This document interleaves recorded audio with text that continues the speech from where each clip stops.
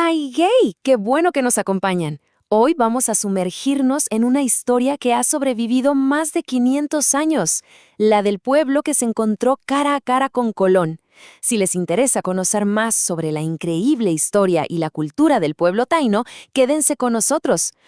Y si les gusta este tipo de contenido, no se olviden de darle me gusta y suscribirse para no perderse nada. A ver, pensemos un momento en estas palabras. Barbacoa, hamaca, canoa, huracán. Suenan bastante familiares, ¿verdad? Las usamos todo el tiempo. Pero lo que quizá no muchos saben es que son un regalo, una herencia lingüística directa del pueblo taíno, los habitantes originarios del Caribe. Así es, los taínos fueron quienes, literalmente, saludaron a Cristóbal Colón a su llegada a las Américas. Su hogar abarcaba las Antillas Mayores, o sea, Cuba, Jamaica, La Española y Puerto Rico, y también estaban en las Bahamas y parte de las Antillas Menores. Su mundo, tal como lo conocían, estaba a punto de cambiar para siempre. La primera impresión de Colón fue de puro asombro. En sus diarios describe un verdadero paraíso, habitado por gente increíblemente generosa y amable. No podía creer lo acogedores que eran, cómo compartían todo lo que tenían sin pensarlo dos veces. Pero esa admiración inicial se transformó muy rápido en un cálculo mucho más oscuro. En ese mismo diario, Colón revela su verdadera intención, la dominación. Y bueno, este giro de 180 grados marcó el inicio de una historia brutal de conquista, que llevó a la idea generalizada, pero completamente equivocada, de que el pueblo taíno había desaparecido por completo. Para entender de verdad a los taínos y sobre todo para entender cómo es que su historia sobrevive, primero tenemos que meternos en su mundo espiritual. Y no era una religión separada de la vida, para nada. Estaba tejida en cada aspecto de su existencia, desde cómo cultivaban la tierra hasta cómo se organizaban socialmente. Y el concepto central de todo esto es el semí. Es súper importante entender que un semí no es solo un ídolo o una estatua, es las dos cosas a la vez. Es la entidad espiritual, o sea, el dios o el espíritu del ancestro, y también es el objeto físico que le sirve de casa, de recipiente. Era, digamos, el puente entre el mundo físico y el espiritual. Y en el mismísimo corazón de su mundo se encuentra su historia sagrada de la creación. Esto no es solo un mito, es la base de su identidad. Una narrativa tan pero tan poderosa que ha resistido siglos de intentos por borrarla. Ojo, a diferencia de muchas otras historias de la creación, la taína empieza con una fuente femenina.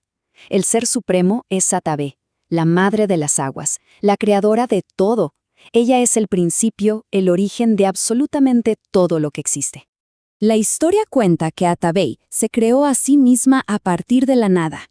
Sin ninguna intervención masculina, ella sola dio a luz a 2 hijos gemelos, y con esto preparó el escenario para las fuerzas fundamentales que iban a gobernar el universo. Y estos gemelos no son simplemente hermanos, son la encarnación de la dualidad, de ese equilibrio eterno entre las fuerzas opuestas que define nuestra existencia. Por un lado está Yokahu, el espíritu de la creación. Él es quien bendice las cosechas, sobre todo la yuca, que era el alimento principal de los taínos.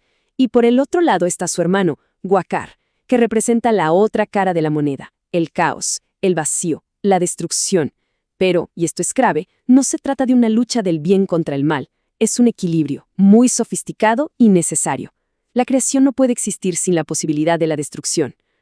Dentro de este universo, hay otra fuerza poderosa que hay que tomar muy en cuenta: Guavansex, la señora de los vientos. Algunos creen que es una manifestación de la propia Atabey, pero en su faceta más furiosa e incontrolable, la personificación del huracán. Cuando Guavansex se enfurece, no actúa sola. Envía a sus 2 ayudantes, Guataubá, que anuncia la tormenta con truenos y relámpagos, y a Cuatrisquié, que desata las inundaciones torrenciales. Juntos, su poder combinado crea el huracán. Y ahí lo tienen, la raíz de la palabra con la que empezamos, huracán. Pero este poder de supervivencia no se limita a las palabras o a las historias, se aplica al propio pueblo taíno. ¿Por qué? A pesar de lo que dice la historia oficial sobre su extinción, la verdad es mucho más fuerte y resiliente. Una de las razones por las que el mito de la extinción se mantuvo tanto tiempo fue por un genocidio de papel. Por ejemplo, en 1800, en lugares como Puerto Rico, simplemente eliminaron la categoría racial de indio de los censos. Con un simple plumazo, miles de personas desaparecieron del registro histórico, aunque seguían ahí, viviendo en sus tierras. Pero hoy, la evidencia de su supervivencia es innegable. Los cálculos actuales sugieren que hay más de 17 millones de descendientes de taínos viviendo solo en los Estados Unidos. El ADN, las tradiciones que perduran y la historia oral demuestran una continuidad que la historia escrita intentó borrar. Y esto nos lleva a un presente súper vibrante.